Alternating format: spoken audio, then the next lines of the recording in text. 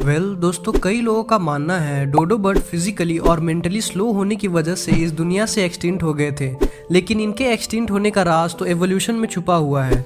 आज की इस वीडियो में मैं आपको डोडो बर्ड के एवोल्यूशन से लेके एक्सटिंक्शन तक सब कुछ बताने वाला हूँ, इसीलिए वीडियो पूरी एंड तक जरूर देखना। अराउंड 140 मिलियन ईयर्स पहले मॉडर्न डे इंडिया गोंडवाना नामी सुपर कॉन्टिनेंट से अलग हो गया था।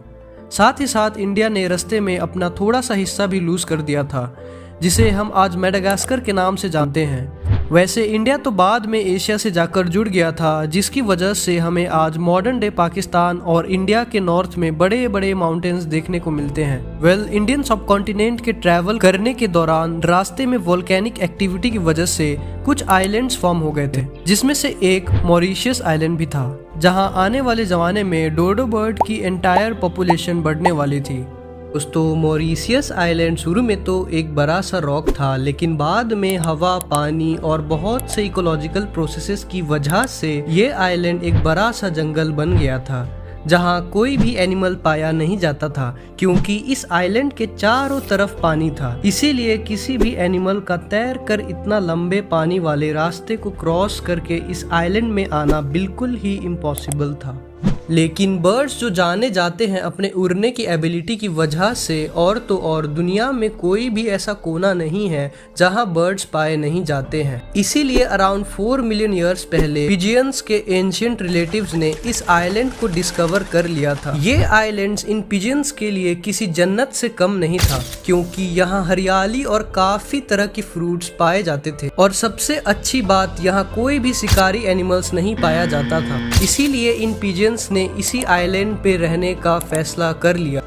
ये पिजियंस वहाँ धीरे धीरे डोडो में इवॉल्व हो गए। वैसे आपके दिमाग में एक ख्याल जरूर आया होगा कि मॉडर्न डे पिजियंस जो आपके घर के आसपास पाए जाते हैं, वो डोडो में इवॉल्व क्यों नहीं होते? तो इसका जवाब है आइलैंड जाइगेंटिज्म नामी फिनोमेना, जिसका मतलब है अगर कोई स्पेसिफिक एनिमल आइलैंड में जाता है और वहाँ हद से ज्यादा रिसोर्सेस हो, तो वो अपने मेन लैंड स्पीसीज के मुकाबले साइज में काफी बड़ा हो जाता है। डोडो बर्ड्स ने अपने एवोल्यूशन के दौरान उड़ने और भागने की एबिलिटी को छोड़ दिया था, क्योंकि इन्हें अपने एंसेस्टर्स की तरह किसी डेंजरस एनिमल से बचने का डर नहीं था, जिसकी वजह से उन्होंने अपने दिमाग से डर जैसी चीज को ही खत्म कर दिया था।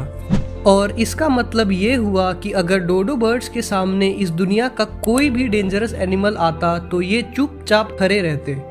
इस तरह डोडो ने अपनी जिंदगी के कुछ मिलियन साल बड़ी आसानी से गुजार लिए थे, लेकिन 1638 में कुछ डच सोल्जर्स मॉरिशस आइलैंड में आकर सेटल हो जाते हैं, और ना सिर्फ डच डोडो का शिकार करके इनको खाना शुरू कर देते हैं, बल्कि ये मंकीज, रैट्स, कैट्स और डॉग जैसे शिकारी एनिमल्स भी मॉरिशस आइलैंड में इंट्रोड्यूस करवा देते हैं।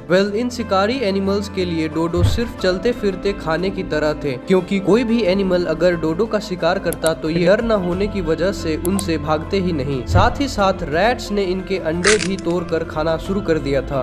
सिचुएशन और भी ज्यादा बिगड़ गई जब डच एम्पायर ने इस आइलैंड के ट्रीज काटकर वुड से प्रॉफिट कमाना शुरू कर दिया। इसी वजह से डोडो की आखिरी प्रोटेक्शन ट्रीज भी मॉरिशस आइलैंड से खत्म होना शुरू हो गए थे।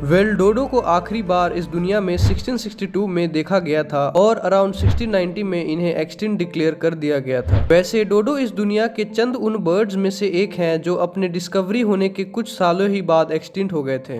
काफी लोगों का मानना है कि डोडो बर्ड अगर आज जिंदा होते तो अपने शरीफ बिहेवियर की वजह से एक बेहतरीन पेट बनते। वैसे खुशी की बात तो ये है कि पिछले कुछ चंद सालों में साइंटिस्ट डोडो को दोबारा इस दुनिया में लाने की कोशिश कर रहे हैं, वो भी निकोबार पिजियन, जो सबसे ज्यादा क्लोजेस्ट पिजियन की स्पीसीज है डोडो से, उनके एग्स में जीनोम एडिटिंग करके। इसीलिए दोस्तों, वो वक्त दूर नहीं जब डोडो दोबारा से हमारे सामने होंगे। दोस्तों, मैं आशा करता हूँ कि आपको ये वीडियो अच्छा लगा होगा। अगर आपको ये वीडियो अच्छा लगा तो प्लीज इसे लाइक, शेयर और सब्सक्राइब करना ना भूलें, और कमेंट में जरूर बताएं कि ये वीडियो आपको कैसा लगा। तब तक के लिए मिलते हैं अगले वीडियो में। जय हिंद।